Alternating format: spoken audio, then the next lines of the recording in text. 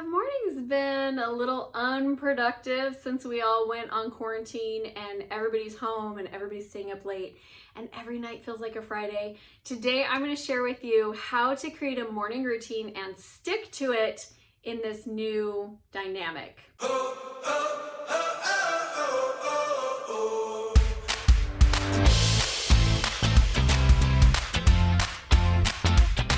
Hi, I'm Amy Walker. I'm a client acquisition specialist, and my job is to help you find the simplest, most efficient ways to consistently find your dream clients. And today we are talking about morning routines. So if you're new to the channel, I would love for you to click the bell notification, subscribe, and join the community. We post new content 3 times a week, and we bring you a lot of great resources for your business. So morning routines.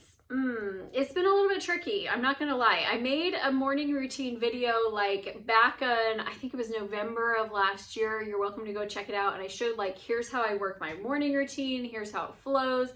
Added a lot of great information. And then a little thing called quarantine hit. And all of a sudden it was like, every night feels like a Friday night and every morning feels like a Saturday morning for months and months and months and months. And so today what I want to focus on is how I am making my mornings productive now with the new situation of everybody being at home, all 5 kids at home all the time. And we're going to give you some strategies so that you can make your mornings more productive and get into your business faster. All right, so the first thing that I want you to do is start getting up early again. This has been huge for me. Now, I'm gonna tell you, my whole family is not on this, and you know what? It's great. I love that they're not getting up early because it's giving me time to reclaim the morning, and I'm actually getting into productive things faster than I was when I was getting kids up and getting everyone ready for school. So I am getting up between 6 and 6:30 every morning. And that is giving me my time, which is tip number 2, is take your personal time. So that gives me my time for journal writing. It gives me my time for personal scripture study, for reading, for making sure that like mentally, emotionally, physically, like I'm grounded, I'm ready for the day, I'm focused, I know what I'm doing. So that's getting up early is what that gift has given me. It also means that, you know what, I can't stay up late watching superhero movies every single night of the week. I do have to go to bed on time in order to be able to get up and have that energy. But that in itself, those 2 things have created a huge shift in the productivity of my morning. So if you're wanting to be more productive, I highly consider it. Get up on time or early, and then spend some time on you first. All right, my third tip for you is that I want you to prioritize your day. I am going to show you how I do this and what this actually looks like because I have a specific process that I use as I'm prioritizing my day. All right, this is how I organize my time. So, one of the challenges I think that we have, especially as women, but I think this applies to all entrepreneurs, is that we have so many different things on our plates. So, first of all, I separate out into categories. So, my categories are taking care of me, being a daughter of God, being a wife, being a mother, my Amy Walker consulting business, being the household manager. And then also, I have another business called Your Circle of Influence. And so, what I do at the beginning of the day is I go in and I type in all of I call it the brain dump, all of the things that are on my mind. So, this could be scheduling dentist appointments. This could be paying the mortgage. Um, this could be, we need to go grocery shopping, actually. That is true. The mortgage actually just got paid, but we do need to go grocery shopping. And so what I do is I go through and I just brain dump all of the things that are in here that are on my mind. Now, once I do this, I go through and I do a process that I call delegate, delete, reschedule. So I look at if there's anything on here that's just not realistic. Like, honestly, you guys, I'm not going to exercise for 60 minutes today. Today is a crazy day. It's not going to happen. So I'm just going to delete that out. I'm also not going to write today because, again, crazy day, not going to happen. But here's what if I look at that and I say, okay, well, I have nothing to take care of me, now I'm going to look at it and go, what can I do to take care of me? I can take a power nap. I could totally do that. I can go to bed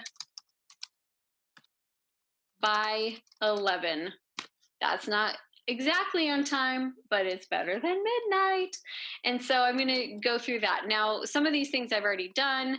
So actually, these ones, these ones I've done. Um, that one, that will go on all day. And so I'll just go through and I'll write down each of the different things that are on my mind, and then I go over here and I say, what are the 6 most important things that need to happen this week? So, or today, sorry. So maybe it's this,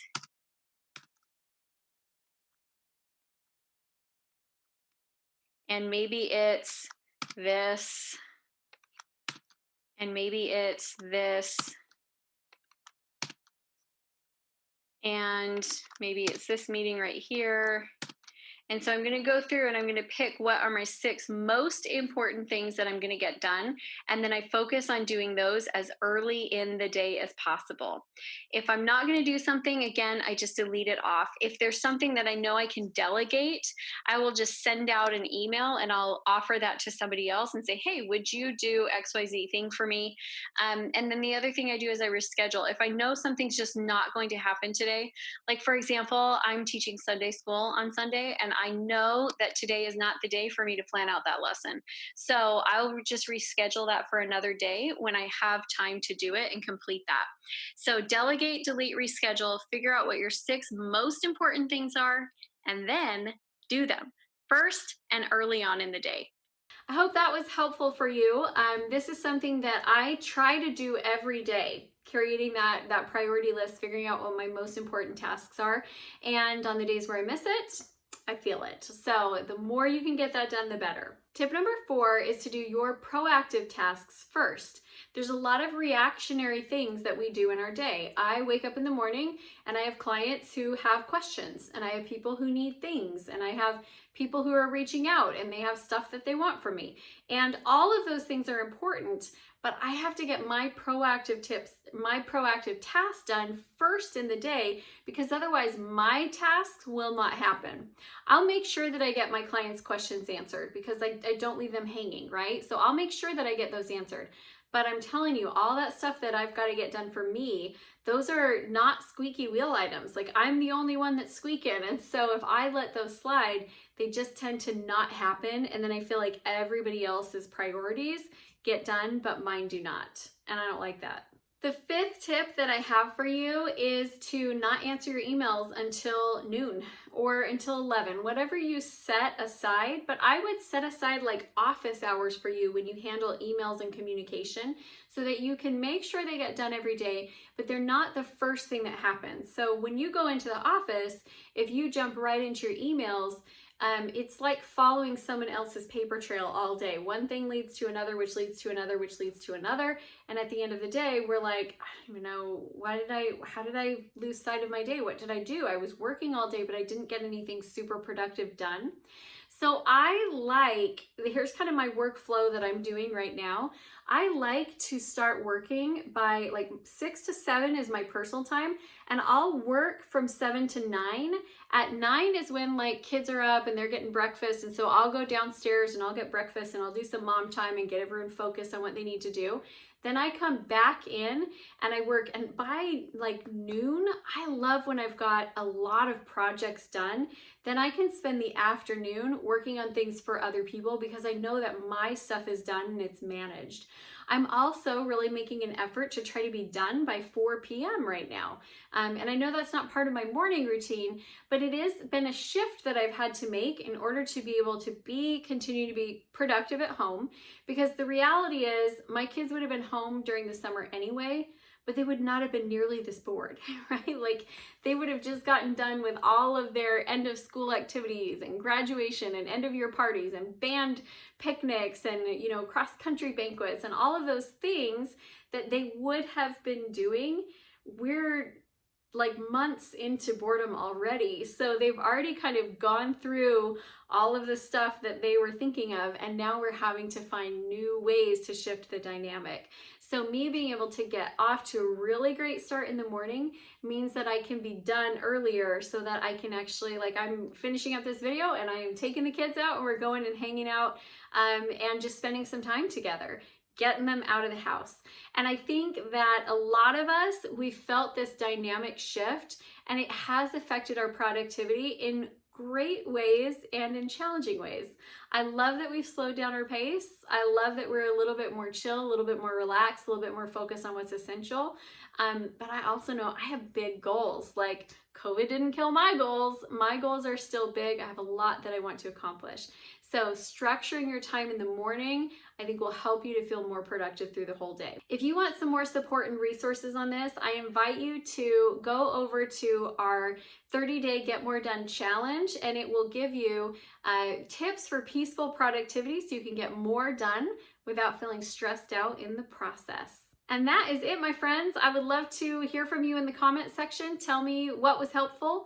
Hit the like button, share this with any entrepreneurs in your community, and make sure you head over to our private Facebook group, Acquire. It's a place for you to connect with like-minded entrepreneurs and share strategies to help you get more of your dream clients. Thanks so much, everyone.